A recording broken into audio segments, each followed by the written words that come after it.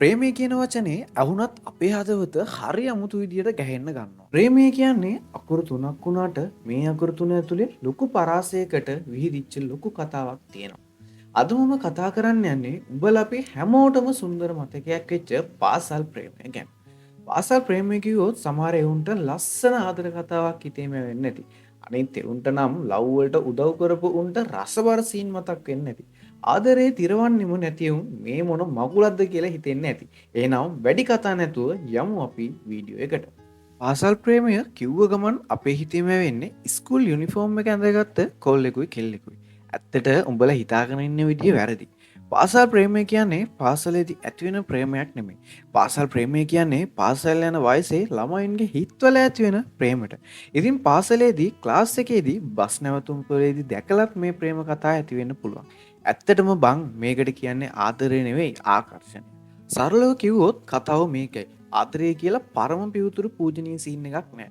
ආදරය කියන හැඟීම ඇති වෙන්නේ යෝන් වියත් එක්ක සිද්ධ වෙන හෝමෝල රසායනික වෙනස් වීම හින්දා. මෙතනදී වෙන්නේ විරුද්ධ ලිංගයන්ගේ ආකර්ෂණයක් ඇති වෙන එක.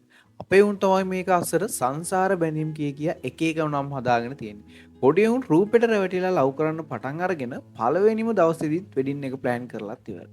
උන්ගේ චැට් අරන් බැලුවාම සමහර උන් ළමයින්ට දාන නමුත් හදාගෙන. එහෙම වෙන්නේ උන්ට මේ ගැන හරිහැටි අවබෝධයක් නැති හින්දා. සමහර කොල්ලෝ කැමති වෙන්නේ කෙල්ලන්ගේ කොණ්ඩේ දිග නිසා. සමහර උන් කැමති වෙන්නේ කෙල්ල සිදු නිසා. සමහර උන් කැමති වෙන්නේ කෙල්ල හුරු බුහුටි ලස්සන නිසා. ඉතින් බං ඕකේ අනිත් පැත්තක් ඕකම තමයි. සමහර වල කැමති වෙන්නේ කොල්ල උස නිසා. සමහර උන් කැමති වෙන්නේ කොල්ල හැමදාම ඒක දිහා බලන ඉන්න නිසා. මේ මොන විකාර ආදරයක්ද කියලා හිතුණත් බං මේ තමයි පියුතුරුම ආදරේ. මේකනේ බං අනිත් උන් සම්බන්ධයක් පටන් ගන්න කලින් බලන්නේ සල්ලි තියෙනවද හොඳ වාහනයක් තියෙනවද ලොකු ගෙයක් තියෙනවද කියලානේ. හැබැයි මේ වයසේ උන් ආදරය කරන්නේ ඒ කිසිම දෙයක් බලාපොරොත්තු නොවි. ඒකයි මං කිව්වේ මේක අහිංසක පියුතුරු ආදරයක් කියලා. පාරේදී හම්බුනාම කවුරු හරි දකීද කියලාත් බයෙන් කෙල්ලගේ අත අල්ලගෙන පුදුම ආශාවකින් කොල්ලා කෙල්ලන්ගේ නල්ලට පුංචි හාදුවක් දුන්නාම කෙල්ලට ඒක මහා මේරක්. ගෙදරින් දෙන පොකට් මනි එකතු කරලා කෙල්ලගේ හරි කොල්ලගේ හරි බර්ත්ඩේ එකට පුංචි තෑග්ගක් දුන්නාම ඒ හිත ආදරයෙන් පිරෙනවා. මේක අහද්දී උඹටත් මතක් වෙනවා ඇති උඹේ ආදරේ ගැන. හැබැයි බං උඹලා තාත්තලා දුක් මහන්සි උඹලා වෙනුවෙන් හම්බ කරලා දෙන සල්ලි වලින් එක එකාට ගිෆ්ට් අරන් දෙන එක හෙන නෝන්ඩි වැඩක්. එයාලා නිදිමරාගෙන හරියට කන්නත් නැතුව දාඩියේ කාගෙන වැඩ කරන්නේ උඹලව ගොඩ දාන්න. උඹලේ මහන්සියට ගරු කරලා ඒ හෙලෙන හැම දාඩිය බින්දුවක්ම වටිනාකමක් දෙන්න ඕනේ. මං උඹෙන් ප්‍රශ්නයක් අහන්නම්. ඇත්තටම පාසල් ප්‍රේම කරන එක වැරදිද?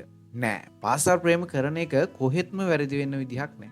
මොකද අපිට පාසල් ප්‍රේම කියන අත්දැකීම ගන්න පුළුවන් වෙන්නේ ජීවිතේටම එකපාරක් විතරයි. අපි අනිවාර්යයෙන්ම ඒ අත්දැකීම විඳින්න ඕනේ. හැබැයි මුන් දැනගන්න ඕනේ සීමාවක් ඇතුළේ ඉඳන් මේ ප්‍රේමය විඳින්න. ඕනට වඩා විඳින්න ගියොත් වෙන්නේ ඉගෙන ගැනීමත් කඩා කප්පල් වෙලා උන්ගේ ජීවිත විනාශ වෙන එක. මේ වයසේ ලව් එකක් ඉදිරියට හරි ඉස්කෝලේට හරි අහු වුණාම මොලේ පාවිච්චි කරලා ඒකට රියැක්ට් කරන්න ඕනේ. හරක් වගේ ළමයින්ට ගහලා ගෙවල් ඇතුළට දාගෙන හිර කරලා මානසිකව වද දීලා හරියන්නේ නැහැ. පොඩි උන්ට හොඳින් තේරුම් කරලා දෙන්න ඕනේ මේ අවශ්‍ය ලව් කරන්න ගියාම තියෙන අවාසි ගැන. සමහර ගුරුවරු ඉන්නවා ළමයින්ගේ ලව් ගැන දැනගෙනත් ඒ ළමයි එක්ක විහිළු කරලා ඒ ගානට විහිළු වෙන්න උපදෙස් දෙන. හැබැයි බං තවත් සමහර ගුරු ඉන්නවා ලව් එකක් අහු වුණාම හැමෝම ඉස්සරහා උන් දෙන්නව චාටර් කරලා චූටි දේ ලොකු කරගෙන දඟලන. සමහර දෙමව්පියොත් ඉන්නවා ළමයින්ගේ නිදහසට ඕනවට වඩා බාධා කරන. අර කතාවකුත් තියෙනවානේ ඕවා දෙනු පහරට තමා සම්මතේ පිහිටා සිට කියලා. පොඩ්ඩක් හිතපන්. උඹලත් ඒ කාලේ ලව් කළා නේද? ඉතින් ළමයින්ටත් ඒ අත්දැකීම ටිකක් ගන්න දීපන්. හැබැයි උඹලා හොඳට ඇහැ ගහගෙන ඉඳපල්ලා. ළමයින්ගේ තටු කපන්නේ නැතුව ජීවිතේ විඳින්න දීපන්. හැබැයි උඹත් ඈත් වෙලා ඉඳන් බලන් ඉඳපන්. උන් සීමාව පනින්න යනකොට අහපෝ ඇදලා ගනි. දැන් මේ මාතෘකාව ළමයි කොහොමද රියැක්ට් කරන්න ඕනේ? උන් දැනගන්න ඕනේ ඉගෙනීමට බාධාවක් නොවෙන්න මේක කරන්න. හැබැයි ළමයින්ගෙන් 75%ක් විතර මේ පාසල් ප්‍රේමයට සහභාගී වෙන්නේ නැහැ. ඒකට එයාගේ අධ්‍යාපනය වෙනුවෙන් දක්වන උනන්දුව සහ පාරිසරික සාධක බලපානවා. ලව් කරන පොඩි පොඩි කපල් ඉස්කෝලේ හිස් පීරියඩ් එකක් හම්බ වුණාම කලින් සිද්ධ වුණු රසබර සීන් උන්ගේ යාළුවොත් එක කියව හින උජාරුවෙන්. කෙල්ලොන්ටත් වැඩිය මෙහෙම කියවන්නේ කොල්ලෝ. ඊට පස්සේ ඒක අහන් ඉන්න කාටත් හිතනවා කෙල්ලෙක්ට ඔක් කරගත්තොත් හොඳයි කියලා. කොහොම හරි ඉතින් මේක කරන උන් දැනගන්න ඕනේ තමන්ගේ සීමාව හදාගන්න. මොකද පාසල් ප්‍රේමය සාර්ථකව කසාදයකින් කෙලවර වෙන්නේ 100%ක විතරයි. ඒකත් කලාතුරකින්. මේක බලන උඹ දැනටමත් පාසල් ප්‍රේමයකට සහභාගී වෙලා නම් ඉන්නේ. උඹ හිතන්න එපා ඒ 100% ඇතුලේ ඉන්නවා කියලා. ළමයි දැනගන්න ඕනේ ඉගෙන ගන්න එකට බාධාවක් නොවෙන්න මේක කරන්න. හැබැයි ඉතින් මේක කරන්න ඕනෙමයි කියලා හිතන එකක් නෑ. කැමති වුන් කරයි. නැති වුන් පාඩුවේ ඉඳි. මේ කාරණාව ගැන කතා කරන්න හිතුවේ අද සමාජයේ බහුලව මේ දේවල් ප්‍රසිද්ධියම දකින්න අහන්න තියෙන නිසා. සමහර ළමයි මෝඩ තීරණ මේවා නිසා ජීවිතේ පවා නැති කරගන්නවා.